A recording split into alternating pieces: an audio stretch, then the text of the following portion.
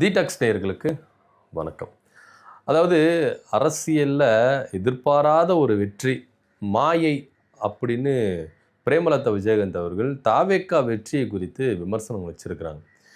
108 இடங்களை பெற்ற தாவேக்கா அறுதி பெரும்பான்மையோட ஜெயிக்கல. இதுக்காக ஆட்சி அமைக்கணும் அப்படின்ற ஒரு விஷயத்துல ஆரம்பத்தில் திமுக கூட்டணியில் இருந்த இடதுசாரிகள், விசிகா, ஐயுஎம்எல் போன்ற கட்சிகள்லாம் என்ன சொன்னாங்க அப்படின்னா, இல்லை இல்லை, கவர்னர் ஆட்சி வந்துடக்கூடாது, இப்போ பாஜகவுடைய இது எல்லா விஷயத்தையும் உள்ளே வந்துடக்கூடாது அப்படின்றதுக்காகத்தான் நாங்கள் வெளியிலேருந்து ஆதரவு கொடுக்குறோம், திமுக அவங்களுடைய உதவியோட தான் நாங்கள் ஆதரவு கொடுக்குறோம் அப்படின்ற ஒரு விஷயத்த அவங்க முன் வச்சாங்க.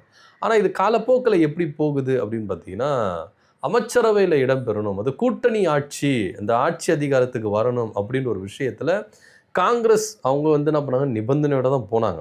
நாங்கள் எங்களுக்கு கூட்டணி ஆட்சி அமைச்சரவையில் எங்களுக்கு இடம் கொடுக்கணும் அப்படின்னு சொல்லிட்டு தான் காங்கிரஸ் தன்னுடைய நிலைப்பாட்டை அறிவித்து ஓப்பனாக சொல்லிட்டு போனாங்க. ஆனால் விசிகா, இடதுசாரிகள், ஐயுஎம்எல் போன்றவங்கலாம் என்ன பண்ணாங்கன்னா, இல்லை நாங்கள் கவர்னர் ஆட்சி வந்துடக்கூடாது, மக்கள் பெரும்பான்மையாக அவங்கள தேர்ந்தெடுத்திருக்கிறாங்க, மக்கள் முடிவை நாங்கள் என்ன பண்ணுறோம், உறுதியாக எடுத்துக்கிறோம், அதுக்காக கவர்னர் ஆட்சி வந்துடக்கூடாதுன்றதுக்காக தான் நாங்கள் கொடுக்குறோம் அப்படின்ற ஒரு நிலைப்பாட்டில் இருந்தாங்க. ஆனால் இது காலப்போக்கில் எப்படி மாறுது அப்படின்னா, ஆட்சி அதிகாரத்துக்குள்ளே போகிறாங்க இடதுசாரிகள், அவங்க போல ஐயுஎம்எல், விசிகா போன்றவர்கள் என்ன பண்ணுறாங்க, உள்ளே போகிறாங்க. இப்போது அவங்களுடைய நிலைப்பாடு எப்படியா இருக்குது அப்படின்னு பார்த்தீங்கன்னா, இப்போ முழுசாக தாவேக்காவுக்கு ஆதரவு நிலைமை, அதாவது இந்த சந்திரமுகி படத்தில் ரஜினிகாந்த் சொல்வார்ல ஜோதிகாவை குறித்து, சந்திரமுகி ரூமுக்கு போனால் சந்திரமுகியாக நினச்சிக்கிட்டா சந்திரமுகியாவே மாறிட்டா அப்படின்ற மாதிரி தான் கவர்னர் ஆட்சி வரக்கூடாதுன்னு நாங்கள் தாவேக்காவுக்கு ஆதரவு கொடுத்தோம். இப்போ தாவேக்கா கூட்டணியில் இருக்கோம், அமைச்சரவையில் இருக்கோம், பின்னாடி நாங்கள் தாவேக்கா கூட்டணியில் தான் நிலைப்போம் அப்படின்ற ஒரு நிலைப்பாட்டுக்கு தான் இந்த கட்சிகளுடைய நிலைப்பாடு இருக்கிறத நம்ம இங்கே பார்க்குறோம்.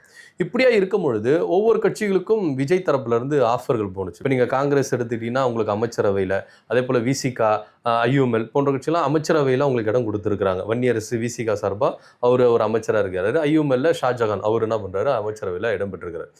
ஆனால் பிரேமலதா விஜயகாந்த் அவர்கள் இன்னைக்கு ஒரு கருத்தை சொல்லியிருக்கிறாங்க, பூதாகரமாக அடிச்சிருக்கு. மாவட்ட செயலாளர் கூட்டத்தில் அவங்க பேசும்பொழுது, நான் நினச்சிருந்தேன்னா நான் இப்போ துணை முதலமைச்சர், அதாவது அந்த டைமில் நான் விஜய்க்கு ஆதரவு அப்படின்ற ஒரு நிலைப்பாட்டில் இருந்தேன்னா விஜய் அவர்கள் என் வீட்டு தேடி என்கிட்ட துணை முதலமைச்சர் பதவி கொடுத்துருப்பாரு, வாய்ப்புகள் இருந்தது, எல்லா விஷயங்களும் பேசுனாங்க அப்படின்ற ஒரு விஷயத்த ஓப்பன் டாக்காக சொல்லியிருக்கிறாங்க. அப்போது தேமுதிக கிட்டையும் பேச்சுவார்த்தைகள் நடந்து இருக்குது அப்படின்றதான் இங்கே பார்க்க வேண்டிய ஒரு விஷயமா இருக்குது.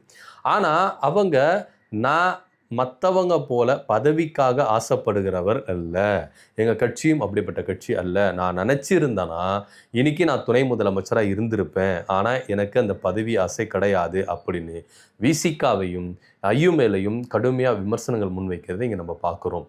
ஏன்னா நீங்கள் அரசியல் வட்டாரத்தில் நீங்கள் எடுத்துட்டிங்கன்னா இப்போது தாவேக்காவுக்கு இவங்களுடைய ஆதரவு முழுசாக போயிருச்சு. இன்னொரு விஷயத்தை இங்கே நம்ம பதிவு பண்ணணும். மதசார்பற்ற கொள்கையில் நாங்கள் இருக்கிறோம், அதனால தான் திமுக கூட்டணியில் இருக்கிற மதசார்பற்ற கொள்கையில் உறுதியாக இருக்கிற கட்சிகள் எங்களுக்கு ஆதரவு கொடுத்துச்சு அப்படின்னு சொல்லிட்டு ஆதவர்ஜனா சொல்கிறதையும் பிரேமலதா விஜயகாந்த் அவர்கள் சிம்பிளாக ஒரே ஒரு வார்த்தை சொல்லிட்டு போயிட்டாங்க, ஹிந்தி தெரியாது போடா அப்படின்னு சொல்லிட்டு போயிட்டாங்க.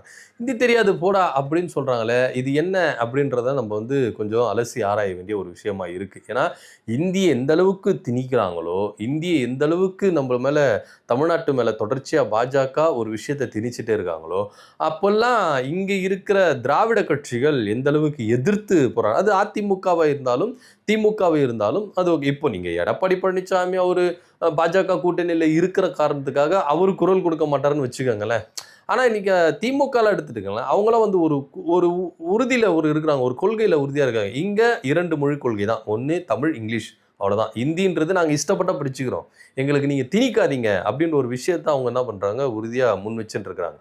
ஸோ அந்த விவகாரத்தில் தான் அவங்க சொல்கிறாங்க அப்படின்றத பார்க்கணும். ஏன் சொல்கிறாங்க, எதுக்கு சொல்கிறாங்க அப்படின்னு பார்த்தீங்கன்னா, ஆட்சி அமைக்கும் பொழுதும் சரி, பதவியேற்றுக் கொள்ளும் பொழுதும் சரி, அமைச்சரவை விரிவாக்கத்திலும் சரி, தமிழ்த்தாய் வாழ்த்து 3ஆம் இடத்துக்கு போயிடுச்சு, வந்தே மாதரம் தேசிய கீதத்துக்கு பிறகுதான் தமிழ்த்தாய் வாழ்த்து வருது அப்படின்றத அவங்க குறிப்பிடுறாங்க. இப்போ திருவள்ளுவருக்கு காவி சாயம் பூசுறாங்க. இதெல்லாம் வச்சுதான் இந்த அரசு இந்திக்கு ஆதரவா இருக்குது, அப்படின்றத அவங்க சொல்ல வராங்களோ அப்படின்ற ஒரு சந்தேகமும் நம்மளுக்கு எழும்பதான் செய்யுது. ஸோ இப்படி இருக்கும்போது தான் திமுக கூட்டணி இருக்கிற கட்சிகளை இவங்க கபலீகரம் பண்ணுறதுக்கான பல ஆஃபர்களை கொடுத்தாங்க. எனக்கும் அந்த ஆஃபர் வந்துருச்சு, ஆனால் நான் போகவே இல்லை அப்படின்ற ஒரு விஷயத்தில் அவங்க இருக்காங்க.